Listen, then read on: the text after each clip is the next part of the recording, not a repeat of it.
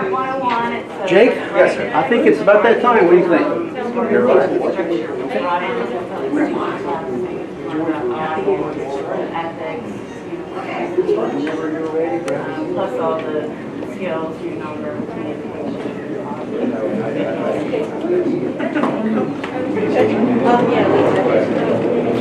Hello, everyone.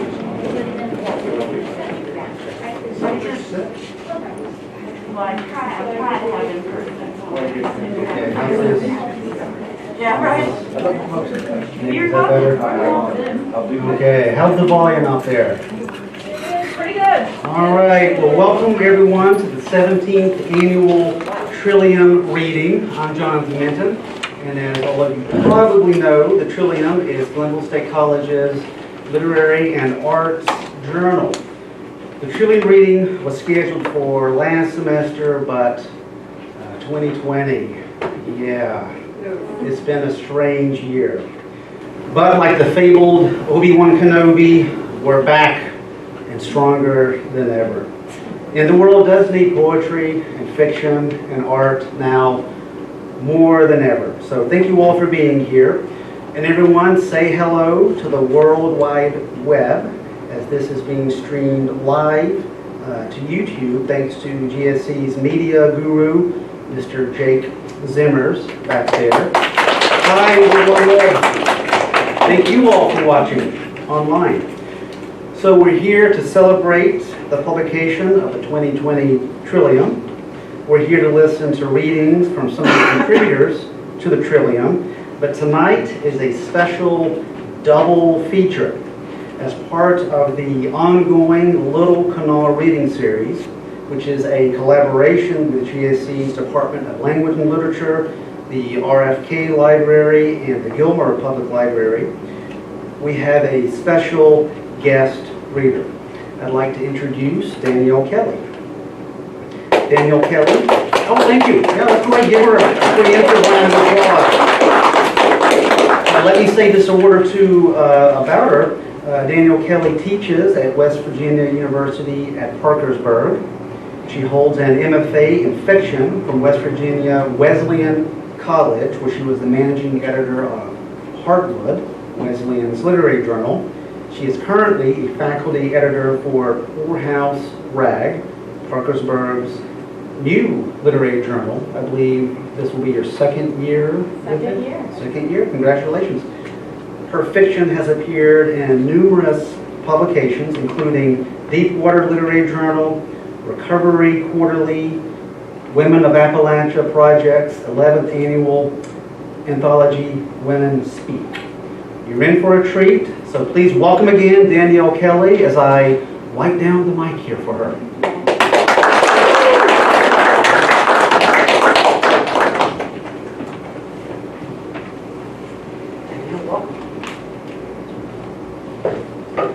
So thank you for having me. I'm going to kind of situate some of my papers around here. So I'm honored to be your guest as we come back to this slightly different 2020 academic year. I know we've hit some bumps in the road since spring break last year, but it's good to have some sort of normalcy or altered normalcy happening. And it's more important now than ever that we turn to the arts to get us through these kind of difficult times. As a musician, as a classically trained singer, as a writer, all of these things are important to me in order to let our voices be heard in a time where it feels like we're more isolated than ever. So I'm going to read 3 short stories for you today, 2 of which are from a novel I have been kind of working on in my graduate program. They're revised pieces from my master's degree thesis, and this novel has just kind of been sitting there working out the pieces that need to be worked out in order to finish it.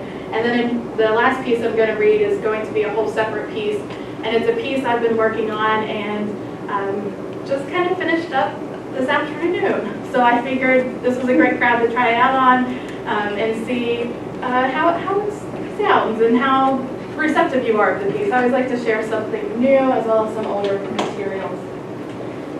So the two excerpts from the novel I'm currently working on, the novel's name is Walk Me Down to Jordan. I have some pieces from there that I've picked and tried to make cohesive as a whole, excerpts that will stand on their own, kind of as short stories. But the premise behind the novel is to look at the ways in which an Appalachian family interacts with one another. So I did a minor in gender studies when I was an undergrad. And one of the things I looked at in my minor was to look at the family structure and how the family structure has kind of evolved. And I think that really came into play when I started writing my thesis for my master's degree. In hindsight, I look back and I can see all the inspiration of the research I did in my time as an undergrad at Wesleyan in the gender studies program, as well as how that has translated into my writing. So the novel itself is told in 4 different perspectives. The mother, the father, the daughter, Maria, and her brother, Jake. And today you're going to hear from the mother's perspective, Janet, and then you're going to hear a piece from Maria's perspective. A lot of the 2 pieces that I'm going to read tonight from the novel excerpt are situated around this idea of the Appalachian woman and her strength and the subtlety of an Appalachian woman's strength. And I think it's also fitting that today is Women's Equality Day.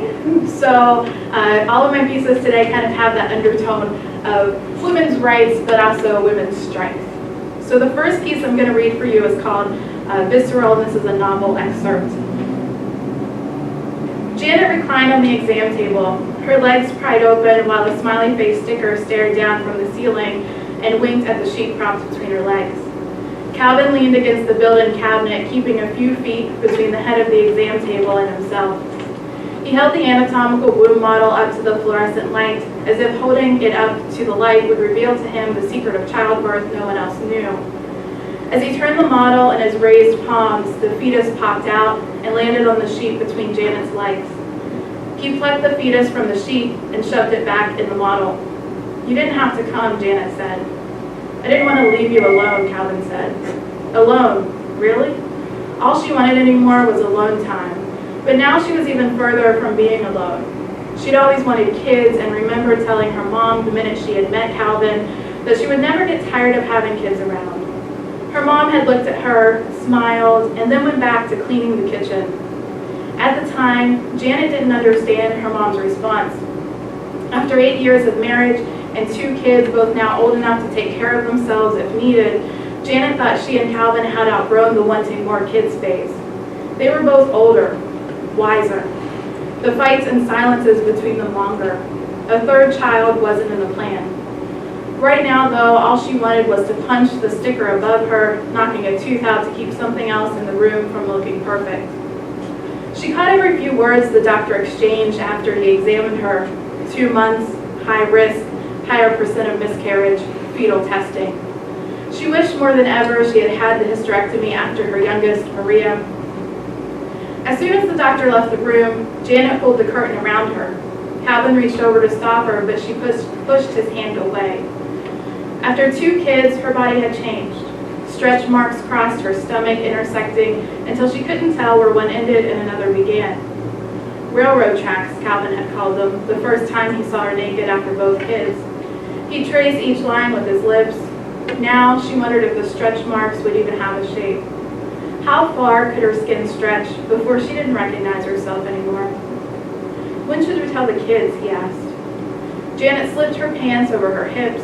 She could already feel the waistband dig into her stomach as she moved.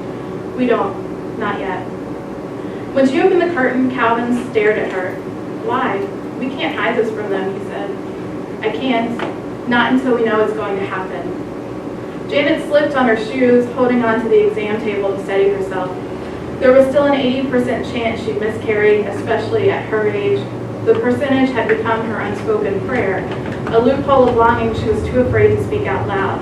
"Please understand," she said. As they drove home, the buildings blurred. The Jordan Valley she used to know, the one she moved to when she was 17, was gone. Outside, the sidewalks dipped and disappeared into gas station entrances, where Janet remembered walking with her mom after church. The concrete was why she wanted to live a little out of town's limits when she met Calvin. She wanted to be right on the edge of town, where she could dig her heels in the grass like she used to when she was younger and forget the lifeless concrete existed. Calvin slid his hand over the center console, reaching for hers, but instead their knuckles knocked. Once home, she settled on the couch, the TV in front of her a black hole of a life she used to have. Old VHS tapes cluttered an entertainment system, grape juice stains or maybe mud stains dotted the floor. Calvin walked up behind her, slipped his arms around her shoulders. "You can do this," he said. "We don't have enough room for another kid," she whispered. The carpet was full. Janet didn't even remember the original color, ivory, maybe brown, maybe. "We can do this," Calvin repeated. Janet shook her head, then walked through the kitchen and out the back door. She kicked off her sandals, sliding her feet in the dew-slicked grass, thinking about Mary Magdalene. She remembered her mother saying that Mary Magdalene would have mourned Christ's death better if she had grass around her to soak up her sorrow. Mary probably had kids too. Janet wondered if Mary had a baby, would the weight of it have been as much a part of her as her belief that Christ could heal the sinner? If outside the tomb after the crucifixion, Mary leaned against the rock afraid not that Christ was dead, but because she was no longer strong without him. Or maybe she was tired of pretending to be strong for him and his apostles. Maybe her legs were tired. Maybe Mary wept. Maybe Mary didn't want Christ's child after all. Janet looked out at the woods behind the house. The trees were so close together, the sunlight could barely sneak through. A piece of cobweb swung from a nearby branch.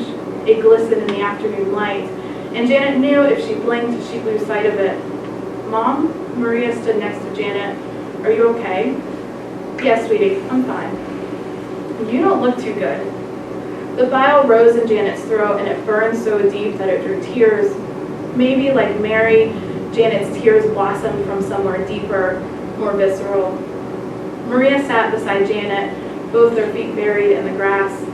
The tears warmed her cheeks. Janet knew she couldn't have this child, wouldn't have this child. In the morning, she'd call the doctor and fix everything. Calvin would know the difference. A woman's body could be contrary, a uterus hostile. He'd never question her. She wondered if this is how Mary felt. She wondered if this is what her mother meant when she had talked about the second coming.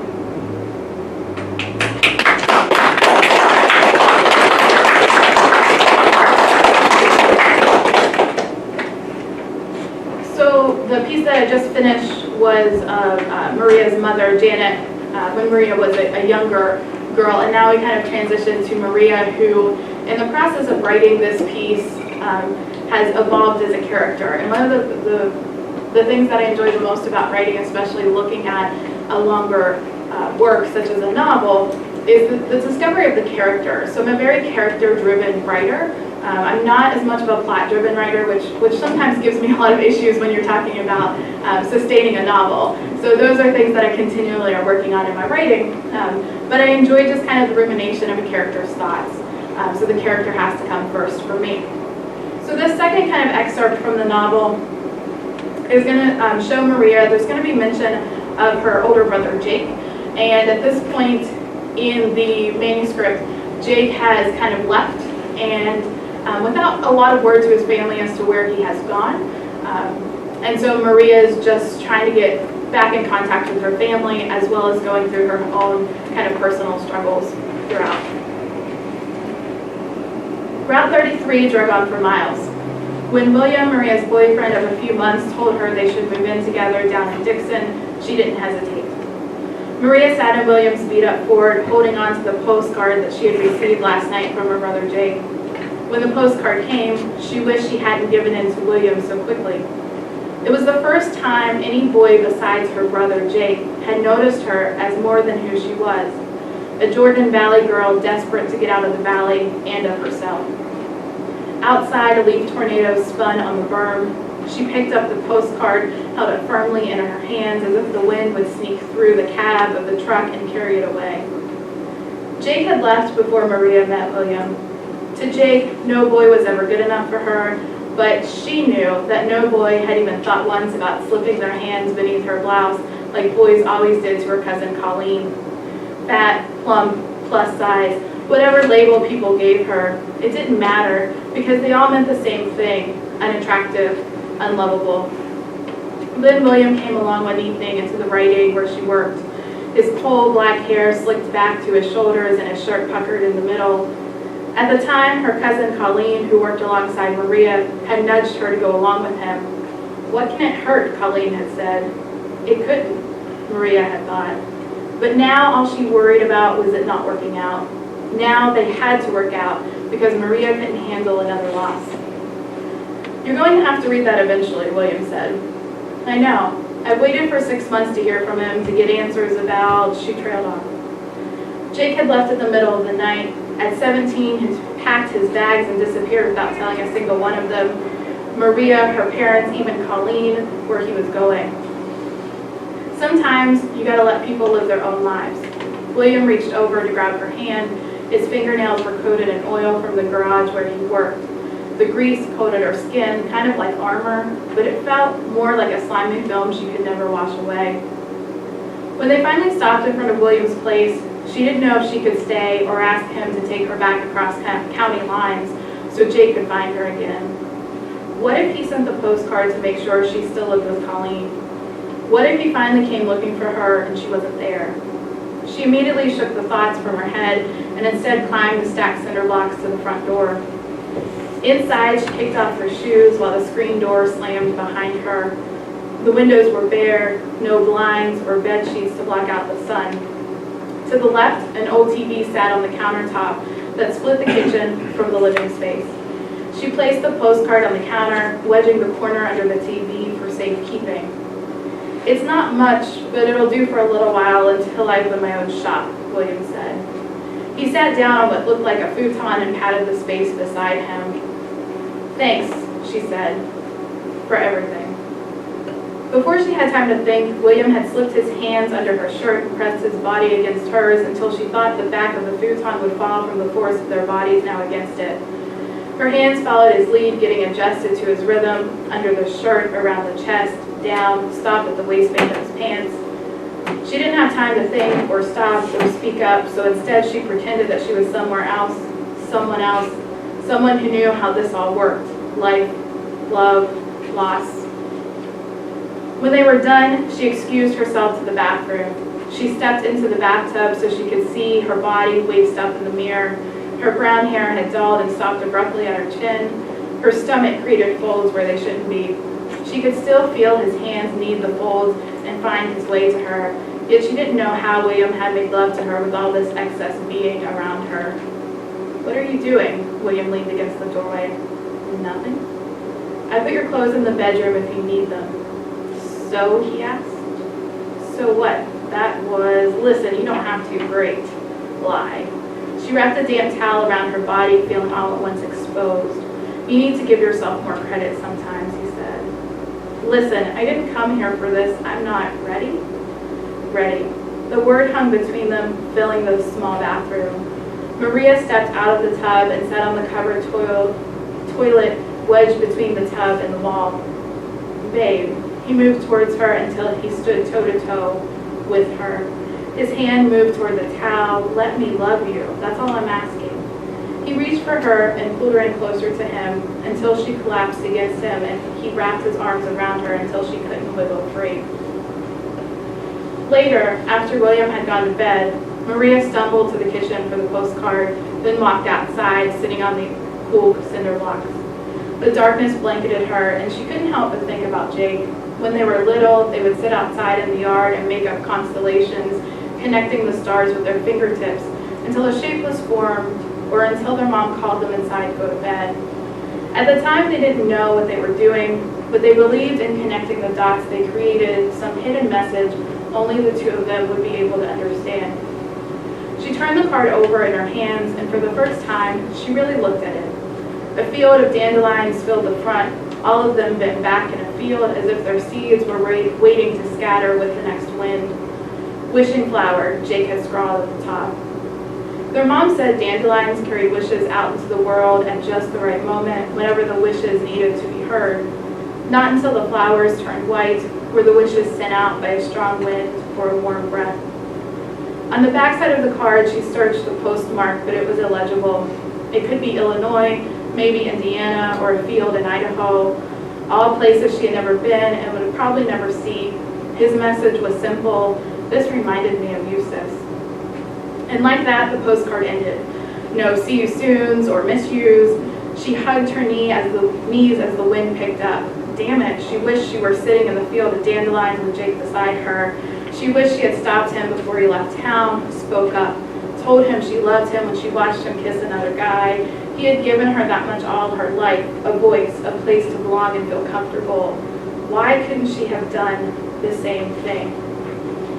In front of her, a firefly dipped towards her, and she reached out and trapped it in her hand. The light broke through the cracks of her fingers. "I love you," she whispered to the bug trapped inside her hand. Then she raised her free hand to the sky and moved her finger around each star that she could see until she had written "sorry" in the stars.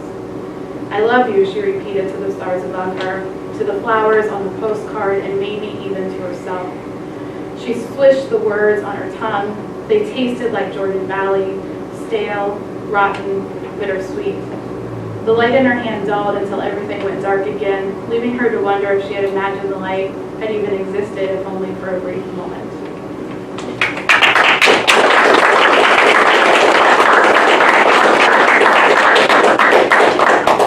So that's just a snippet of the novel that I've been working on. Both of these are revisions from several years ago when I finished my master's program.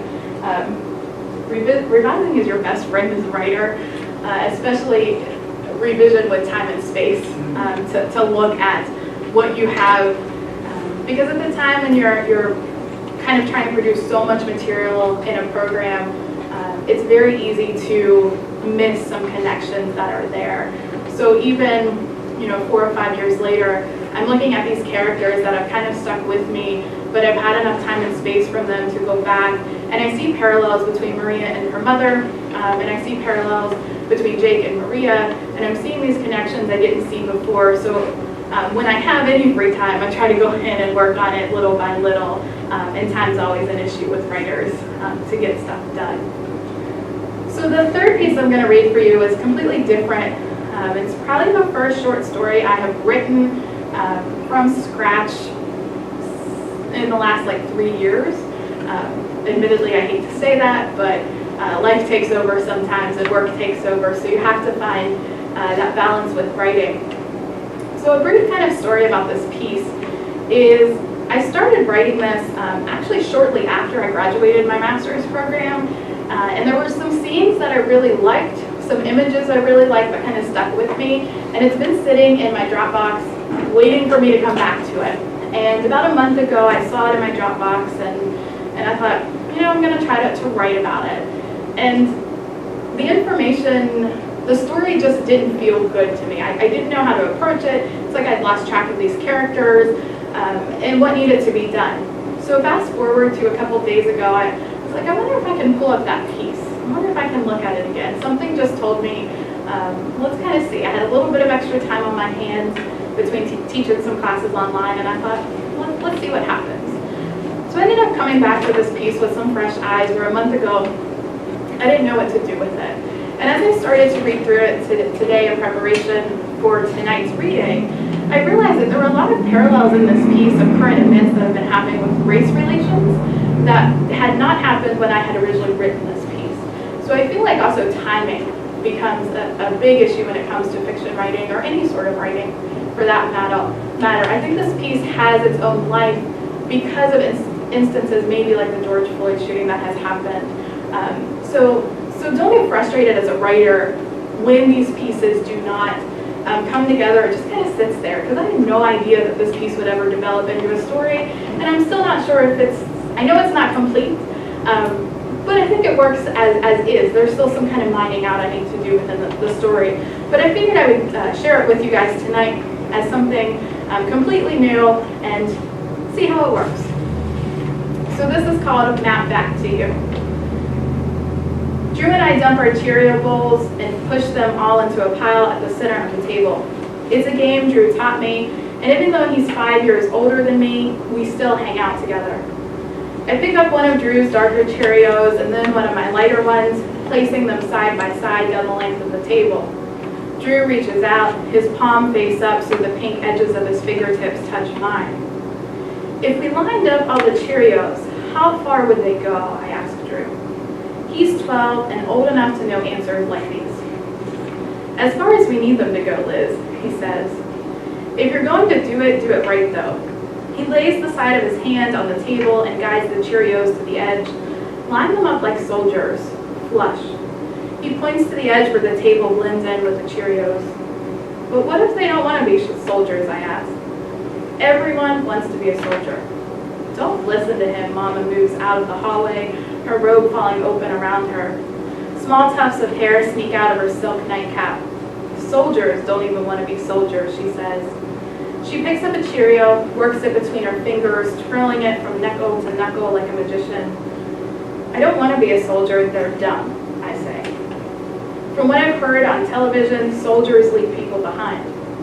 And Mama always leaves the TV on full blast each night since Daddy died, so we can't hear her cry when the darkness sets in, but I can still hear her when the pain spills over. You don't have what it takes to be a soldier, Drew tells me, continuing to make his ranks of Cheerios.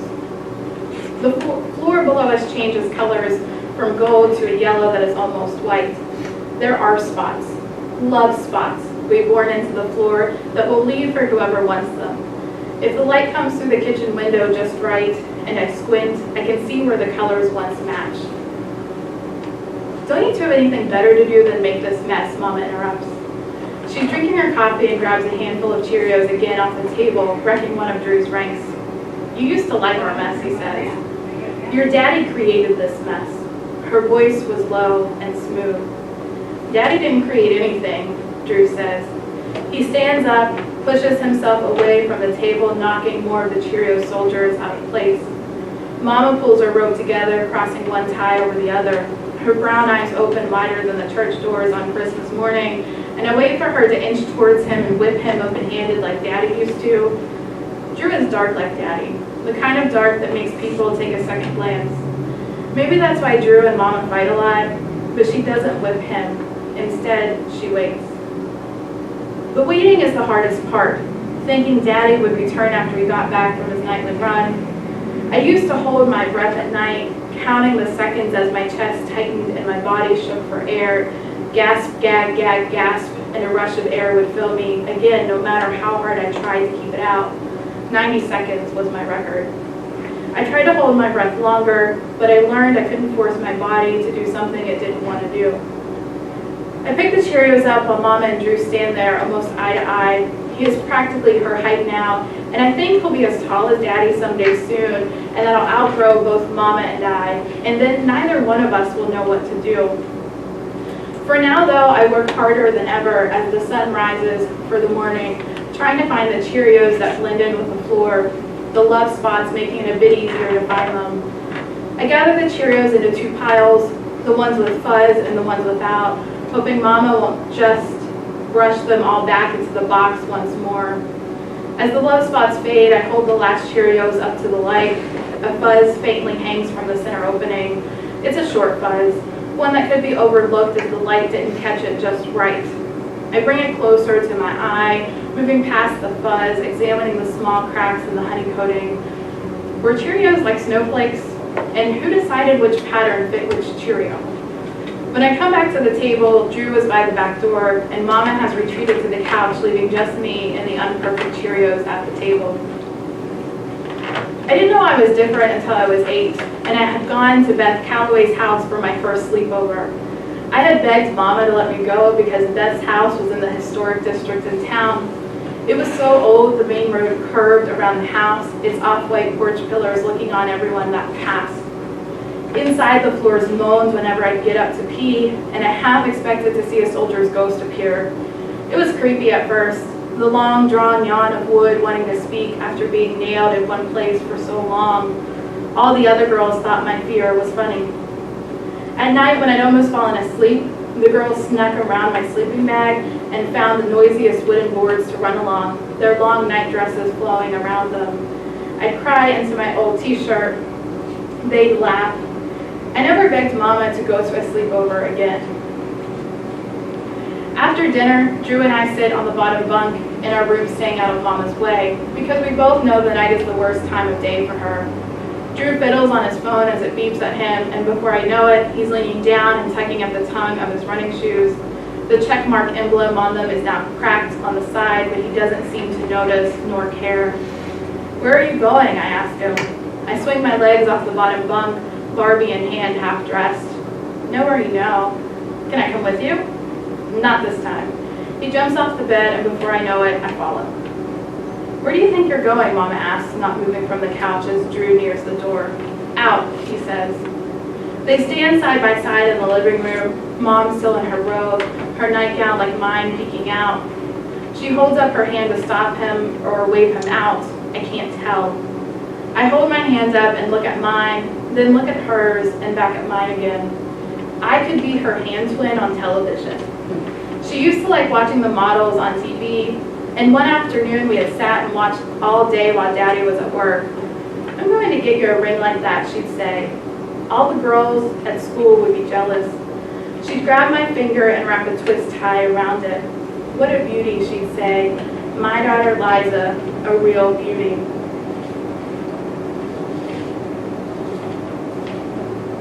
Now though, instead of watching her favorite station with models, she's watching an old game show. The kind where people run around the grocery store and fill their carts with items on their list until their buggies are so full, things fall out as they run to the registers, leaving a trail behind them.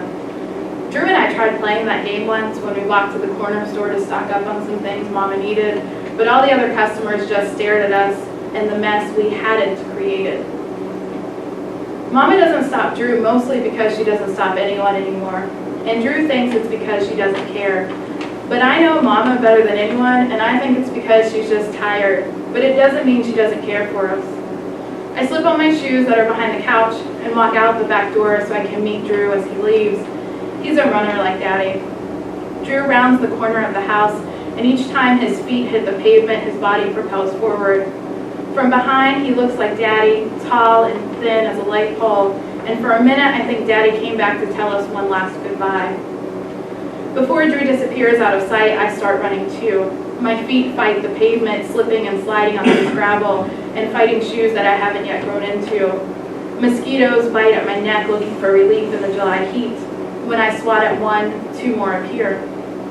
8th Street ends and I cut through the Miller's lawn and come out around the abandoned video store with the collapsed roof from the protest fire last spring. Ahead, Drew's shoe reflects in the streetlight. Every muscle tightens and my legs start to tangle, but somehow I manage to stay upright. I don't catch up with him until I reach the only colonial on this side of town. He sits on the ground, his hands fading into the flower bed beside him. I collapse behind him. "Are you okay back there?" he asks. I turn around looking for someone, but realize he must have seen me at some point. "I'm fine," I say. I think about the soldier he said I couldn't be, as each breath I take hurts and burns in my chest. Maybe I couldn't be a soldier. "You don't look fine." He motions for me to come near him, and I move closer. I try breathing through my nose. "Have you looked at yourself?" "I always look good," he says. We laugh. I lean back enough so my hair skims the tips of the grass. At the 2-story across the street, the curtains move, and at first I think it's the breeze that moves them, but then I see someone in the window pulling back the curtain. "Someone's looking," I say. "Let them look. It ain't nothing new." He stands up and pulls his leg behind him, balancing against a mailbox to stretch out his muscles. The sun dips below the houses, and we blend in with the night. "Do you miss him?" I ask. "You know, Daddy." Drew releases his leg and pulls the other one up in front of him. At first I think he's avoiding me, but then I realize he's just thinking about what he wants to say.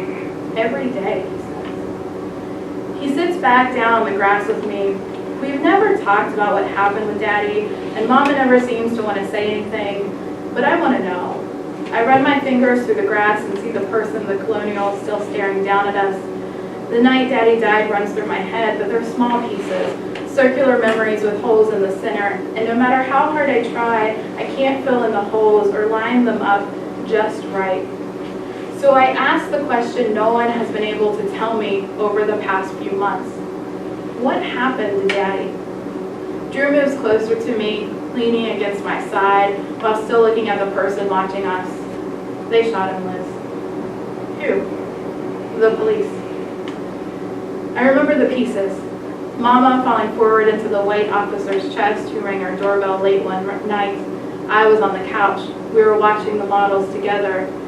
Why did they do that, I asked.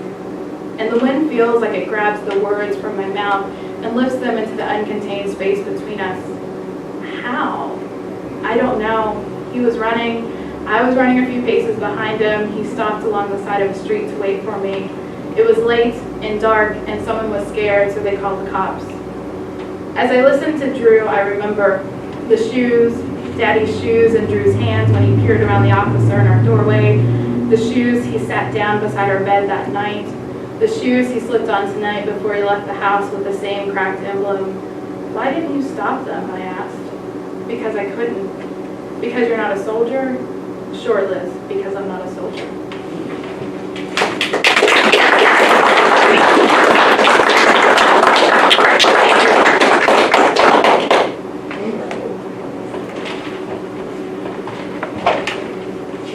Oh, come on, did you guys like that? Yeah. Thank you for being here. And I think you're right, it's awfully easy to feel isolated, especially now. Fiction reminds us that we're not alone, and we're not alone. Wait, there's more. We're going to feature now, hear from some of the contributors to the Trillium. To kick things off, it's my pleasure to welcome Professor Marjorie Stewart, sitting right there. She's my colleague in the Department of Language and Literature. She's a terrific writer. She's my very dear friend. Please welcome Marjorie Stewart.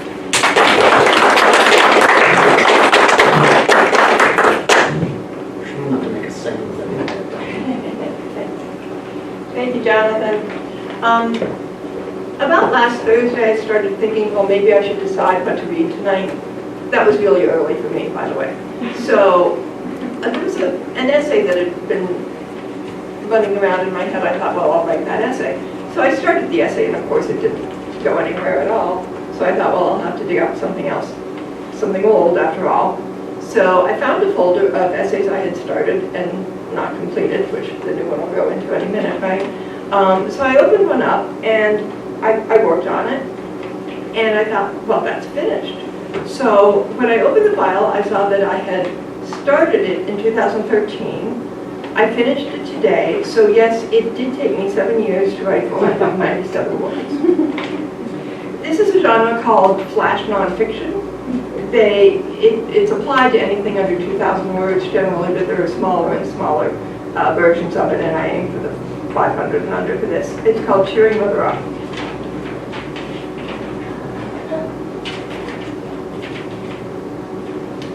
It was sunny, but the house was darkened by drapes drawn and lights off. I hesitated at the door, considering turning and fleeing. To God knows where, but would it matter?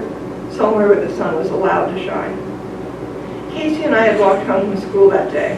It was 2 miles, and we walked whenever the weather was nice, and often it wasn't. Come on, I'd say. It's not raining that hard. Or there's barely an inch of snow. Let's walk.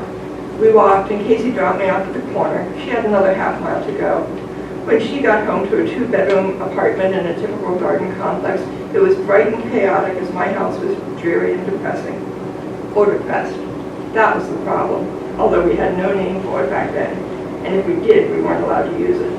Mother's depression was a matter of secrecy and shame. She went to bed for about 3 years after our father died. By this time, my sister had fled to Philadelphia. My brother, 5 years younger, coped.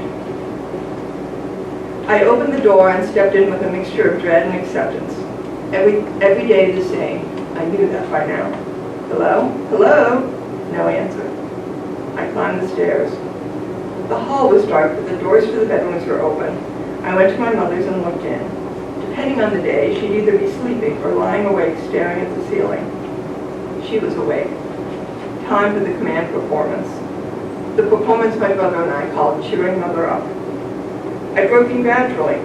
How are you? What do we have for dinner? Leftover chicken and rice. I'll start heating it up. Come keep me company. I'm not hungry. Of course not. She hadn't been hungry for about a year.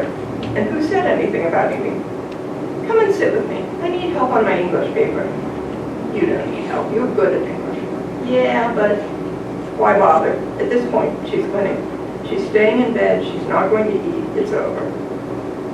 But my brother, he'd be home soon. It was my goal to have Mother up and functioning before he got home. A goal I rarely met, but a girl's got to aim at something. And that's where it began. I started telling jokes, doing weird dances, singing as badly as I could, and that's really bad. Then my brother came home and joined in. It was our own personal laugh-in. In fact, some of the bits were directly inspired by, or possibly plagiarized from that show. Finally, my mother gave in. Stop, she cried, stop it, stop cheering me up. One more comedy routine, and then, anything's better than this, I'm getting up. At least, and at last, she was laughing. Victory was ours. The next day, Casey and I walked home from school, and the next.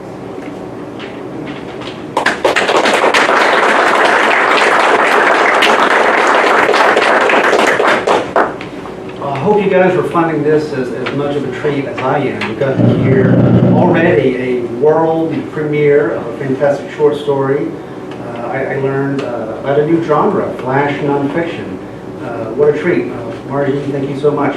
I'll tell you what, as I'm introducing our next scheduled reader, if you guys need to stand up and stretch a little bit, go right ahead if you need to do that. Next on the schedule, I'd like to welcome our very own Lisa Hayes Minnie. Many of you know her as the head librarian at the Gilmer Public Library, or perhaps as the founder, editor, and publisher of Tulane Living. She's a central part of our writing community. Please help me welcome Lisa Hayes Minnie.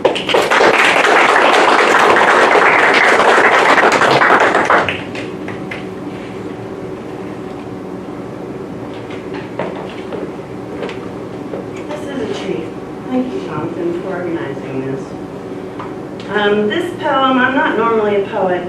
Normally I write essays. I'm one of those people that only swings to poetry when no other outlet will do. This very brief poem appears in this issue of Trillium, and it was created around a phrase that I found on a friend of mine's social media profile a few days after she died. Rachel, I simply long to return to last Sunday after the matinee, so someone, not me, could tell you, don't take it. Don't take whatever took you from us, flattened you into a statistic, another Appalachian ghost walking the halls. I know you would have chosen differently if you were aware it was the end.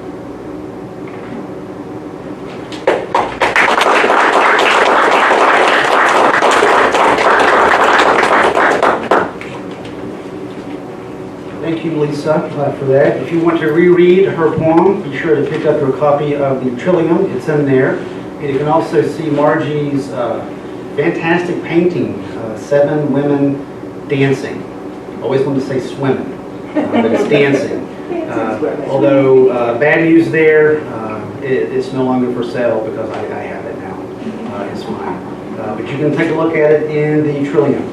We have a slight change in lineup. Cassie Heyer, a student at GSE, could not be here. So it's my pleasure to welcome to the stage Elaine Ferry right there. She's a local-ish writer from Calhoun. She's a member of the Friendly Fonts writing group at the Gilmer Public Library. That's where I first met her. Please welcome Elaine Ferry.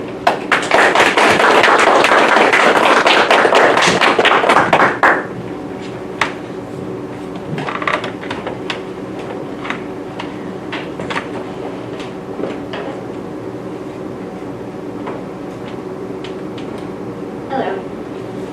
This is the largest accumulation of people I have seen since St. Patrick's Day. I'm confined at home with my 2 dogs, 2 cats, and 4,000 hummingbirds. This is called hidden.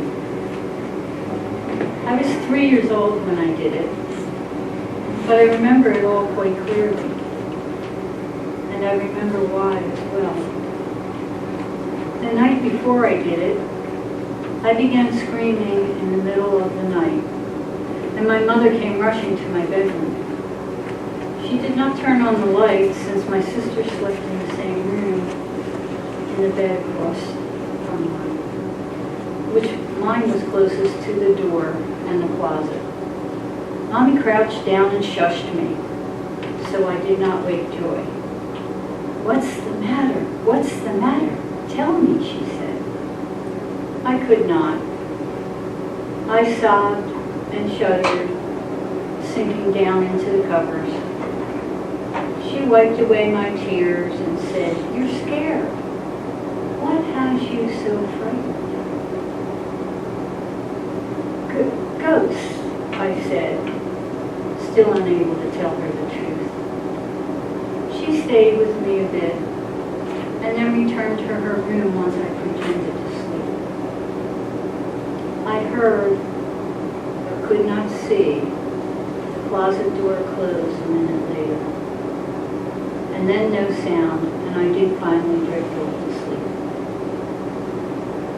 The next morning was a flurry of activity as we ate breakfast and my sister got ready for school. My mother walked Joy to the bus stop, and I played in the living room.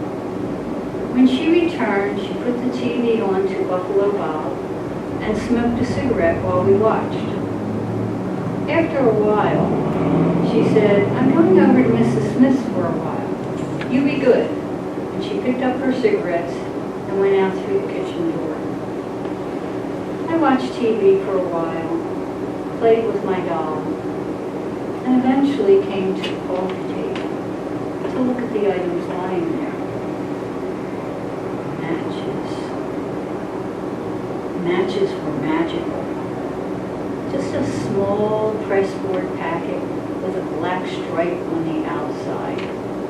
But when opened, a bright row of red-headed strips that I had seen Mom and Dad rub on the black stripe and make fire to light a cigarette.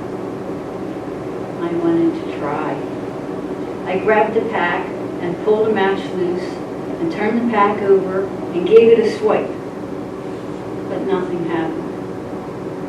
I tried again immediately, but the match broke in half. Now I was afraid Mommy would come back and catch me, and I knew I would get beaten.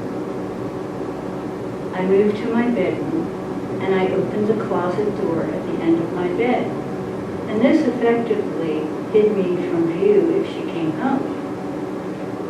I struck a match that immediately flared up, singeing my fingers, and it frightened me. I threw it into the closet. I tried another, and it bent in half. So did the next one. I bent the last match, and then figured out that if I put the red part on the black stripe and pushed it with my thumb, it would light off as it hurled off through the air into the closet. Oh, goody! Now I could use all the bent matches. I sent all the sizzling missiles in flight one after another, so thrilling that I did not notice the fire until they were all gone. Some tissue paper in a shoebox on the floor had ignited. This frightened me so much, I shut the door of the closet and returned to the living room. I sat down on the floor with my doll, but I soon saw smoke coming out of the bedroom. I went back to my bedroom and opened the closet door just a crack, and the flames shot out. Slamming the door, I ran straight for the back door, crossed the yard to Mrs. Smith's house. I charged up the back steps and banged on her kitchen door, yelling, "Mommy, Mommy," through the screen door. Mom said, "Stop all the noise, Elaine. Haven't I told you?" not to interrupt adults when they are talking. But Mommy, shh, she said. I stood nervously on the steps in silence. All right, what is so important that you have to interrupt? I blurted out, the house is on fire. She opened the door so fast she swept me clean off the steps and raced to our house. It was many years before I came to terms with the fact that burning the closet was not only a cry for help, but a symbolic removal of his hiding place. It did not get me help, and I could not tell anyone what was happening. I was too young, did not have the words, but it did remove his hiding place and make it more difficult to take cover. It made him more careful with me. He didn't want me to cry out.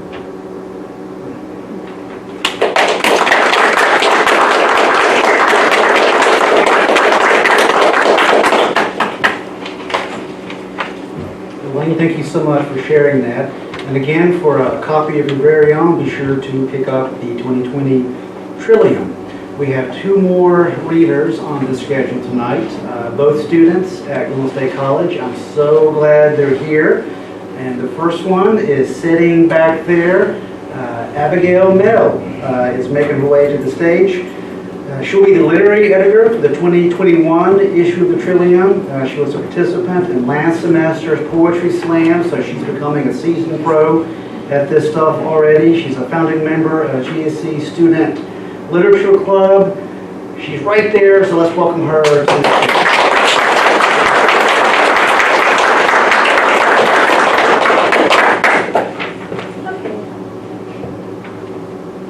Probably should have done it before I got up here, but I'd say anyway.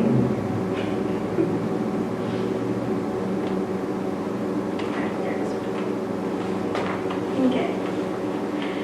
In the courtyard under the big oak tree, on the rickety little wooden bench, is where I spent a large portion of my days. That morning was no different, despite the frigid air drifting through the city.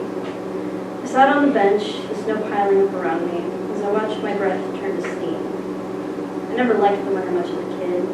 Cold numbing my fingertips and the wind in my nose were enough to keep me inside while the other kids were playing back then. Now I was reaching out to catch snowflakes with my warm fingerless gloves. I watched the small shape land in my palm and melt almost instantly. Hey Andy, Theo called, waving his arms around as he ran over me. He wasn't dressed fit for the weather. All he was wearing was long sleeve shirt, slacks, and a black pom-pom hat. Although he was always complaining that it's too hot. Maybe this was better. What do you want? I asked as he stood in front of me panting. I wanted to talk to you, he said as he took a seat next to me. You doing okay? You sound funny. I suppose you couldn't see me scowl beneath my large puffy scarf my sister gave me a few weeks ago when she came to visit.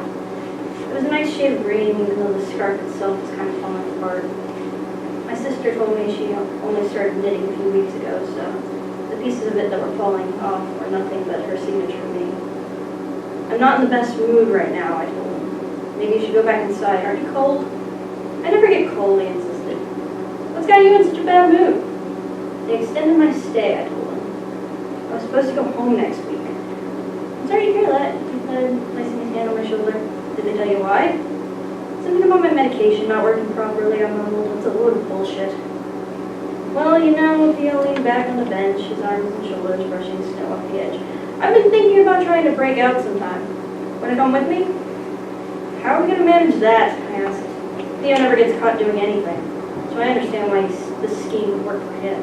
I, on the other hand, always get caught. I would only drag him down. Don't worry, I have a plan, he said boldly. Tonight, when everyone's asleep, Andy, the nurse interrupted him. She was standing on the porch of the hospital with her arms crossed over her chest. Come inside. Let's go, Theo, I said as I stood up from the bench. I looked down to see my outline in the snow and the flakes float to my feet. I walked through the gently falling snow to the nurse. "Who are you talking to out there?" she asked me as I approached. I turned to point at Theo, who was up until then was following me. All I saw was an empty yard full of powder. "Theo again, right?" she asked. "Either way, you shouldn't be outside for too long. You'll get sick. Come on, let's go get your pills."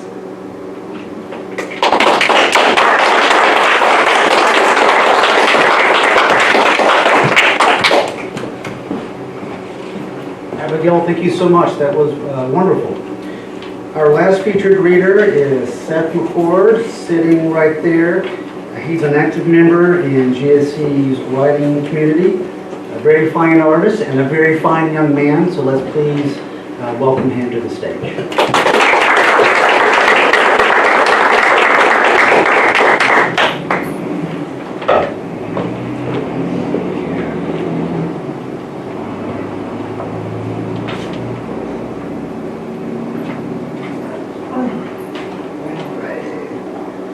Little context for this poem itself. I had a dog roughly 14 years ago. Well, I don't have it anymore. But she was one of the best dogs I would have ever had. And I considered her a sister, a legitimate sister, not by blood, but by spirit. And this is my last, what's the word? Last tribute. An angel and her keys. The white winter morning, a younger me did stare. Under my tree an angel lay, bearing beautiful golden hair.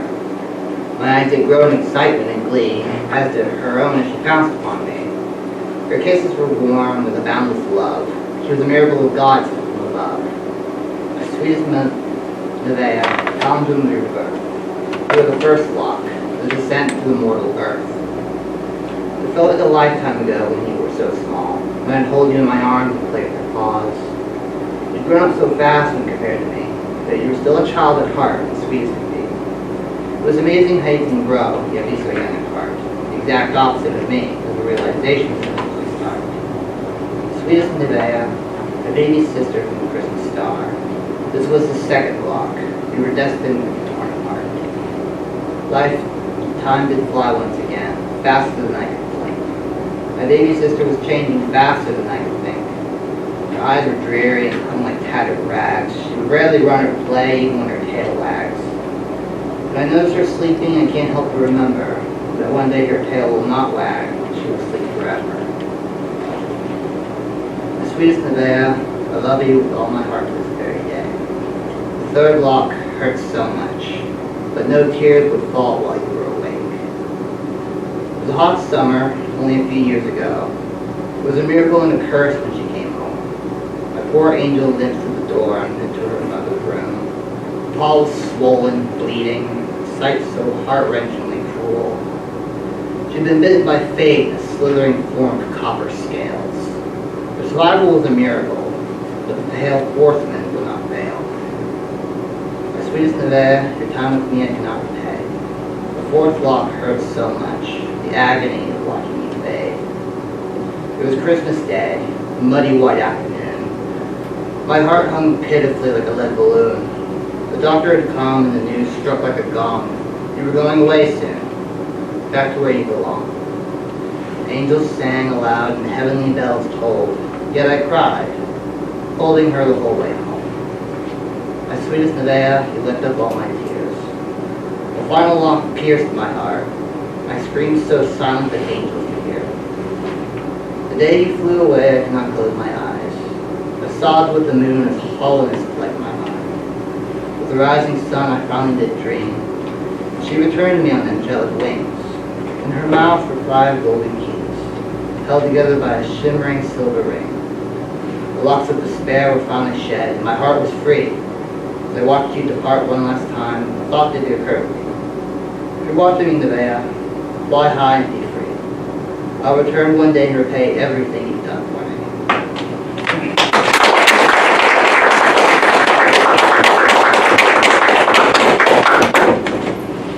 Thank you, Seth. If that poem didn't get you a little bit, you might want to do this. Check your pulse. Oh my goodness. Thank you all so much for being here.